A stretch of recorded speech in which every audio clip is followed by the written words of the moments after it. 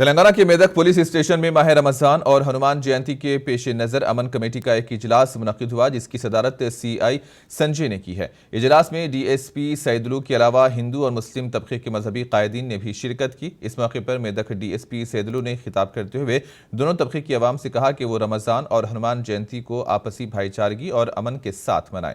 इन्होंने चहाशंबे को निकाली जाने वाली हनुमान शोभा यात्रा के पुरअमन इनेकाद के लिए पुलिस के साथ ताउन करने दोनों तबकात की आवाम से अपील की। इस मौके पर दोनों तबकात के कायदीन ने त्यौहारों को आपसी भाईचारगी के साथ मनाने और अमन की बरकरारी के लिए पुलिस के साथ ताउन करने का तयक्कुन दिया।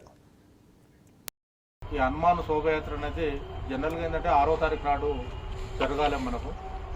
మన కాడ డిఫరెంట్ ఏంటంటే మెదక్పట్నం ఓన్లీ మెదక్పట్నంలో ఒక రోజు ముందు జరుపుకుంటాం. ఎందుకంటే ఆ రోజు హనుమాన్ శోభాయాత్ర రోజు గుళ్ళే వాళ్ళ అసెంబ్లీలు కావటము ఏదో తీర్థ ప్రసాదాలు తీసుకోవడం అనేది ఒక ఫస్ట్ నుండి కూడా ఆనవాయితీ వస్తున్నదట. అదే ఆనవాయితీలో భాగంగా మన టౌన్లో 5వ తారీఖు నాడు ఈ శోభాయాత్రని నిర్వహించుకోవడం జరుగుతుంది. సేమ్ అదే రోజు కూడా మాకు మంత్రి గారి ప్రోగ్రాం కూడా మధ్యాహ్నము 12 గంటల నుండి మొదలుకుంటే నైట్ మన ఇఫ్తార్ హిందూ కంప్లీట్ అయ్యేంత వరకు కూడా ఉన్నది. ఆ రోజు కొద్దిగా బాగా బిజీ షెడ్యూల్ ఉన్నది.